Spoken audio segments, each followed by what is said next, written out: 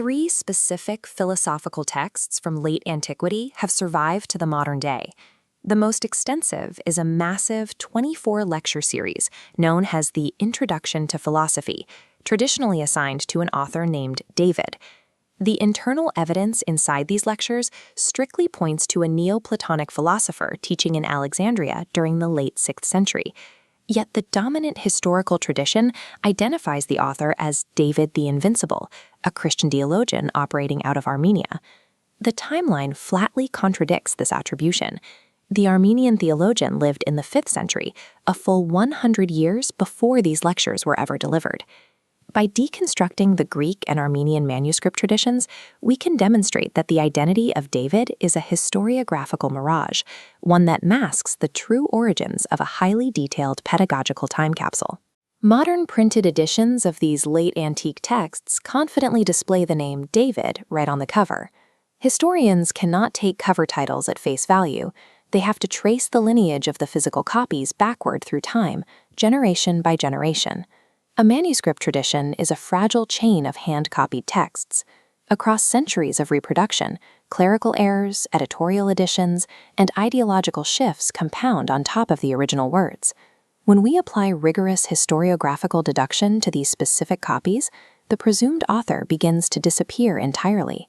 To understand what these texts actually are, we must bypass the modern artifact and step directly into the anonymous reality of a 6th century classroom. Leaving the author's name aside, the structural data within the massive prolegomena, or introduction, reveals exactly how the text was created. The text was generated apophones, which translates to from the voice. This was the primary method of capturing philosophical instruction in late antiquity. These are not polished literary books. They are formalized, unfiltered transcripts written down by frantic students, capturing their teacher's exact phrasing. The students then organized these raw notes into discrete, self-contained lecture modules known as proxies. This highly formalized proxy structure was originally pioneered by Olympiodorus, the famous pagan chair of philosophy in Alexandria. The transcript references Olympiodorus 4 separate times, a frequency that strongly indicates the anonymous lecturer was his direct pupil, teaching between 530 and 565 CE. These documents function as an unfiltered architectural blueprint of Alexandrian pedagogy, forcing a complete reassessment of how we view their authorship. This flowchart maps the rigid sequence of the Alexandrian curriculum. The 24-lecture prolegomena served as the required onboarding mechanism for absolute beginners. Once the introduction was complete, the next phase required students to master a text by Porphyry known as the isagoge. The isagoge provided 5 logical ontological building blocks: genus, species, differentia, essential attribute, and accidental attribute. These 5 concepts acted as absolute prerequisites for decoding the ultimate subject matter at the end of the pipeline, Aristotle's categories. To the lecturer, this rigid sequence constituted the mandatory training in dialectical method required for all subsequent philosophical inquiry. The texts document a highly organized, mechanical system constructed to preserve classical philosophical foundations against the erosion of time. Examining the ideological content of the transcript challenges the widespread historical assumption that the author was a Christian operating within the Byzantine Empire. This Greek manuscript page contains the opening lines of the first lecture, describing students pulled toward philosophy by madness. The pages are scattered with unsanitized pagan markers, asserting the eternity of the world and immortality of souls. The author intensely proselytizes the Platonic ideal, arguing that the true practice of philosophy requires a direct assimilation to God.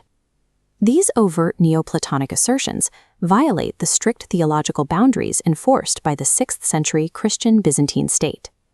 In the final lecture, the speaker exhorts the students to transfer their souls to the divine, supporting the claim not with scripture, but by quoting Homer. The internal evidence places the text in a deeply pagan sympathetic classroom environment, creating an irreconcilable conflict with the concept of a Christian author. The external Greek historical record shows a complete absence of any 6th century Alexandrian philosopher named David. Exhaustive Byzantine encyclopedias like the Suda and prolific scholars like Photius display zero awareness of his existence. This branching diagram is a manuscript stemma. It allows us to trace the surviving physical copies backward from the modern era to antiquity. The oldest reliable Greek manuscripts date to the 11th century, and they contain no mention of David. They are either anonymous or attributed to Elias. A cross-fertilization error occurred when an abbreviated version of the text was translated in the 14th century. This isolated Armenian tradition independently conflated the anonymous text with their local 5th century hero, David the Invincible. Tracking the stemma exposes the name as a chronological and geographical impossibility, a phantom generated by translation isolation. If the oldest Greek copies were anonymous, we have to explain why the name David suddenly appeared on Greek manuscripts in the 16th century. The original transcripts were immensely valuable for teaching logic. However, their pagan origins made them politically dangerous to Byzantine monks. Attributing these brilliant but strictly anonymous texts to a safe, recognizable Christian name completely sanitized them for monastic study. This retroactive branding functioned as a protective shield, allowing classical philosophy to be preserved within a Christian empire. The authorship of David was never a historical fact. It was an editorial construct engineered to manufacture ideological authority. Moving past the solved mystery of the author's identity leaves us with the immense historical value of the text itself. The 6th century represented a dramatic inflection point. It saw the simultaneous final flourishing and the imminent collapse of a 400-year-old commentary tradition.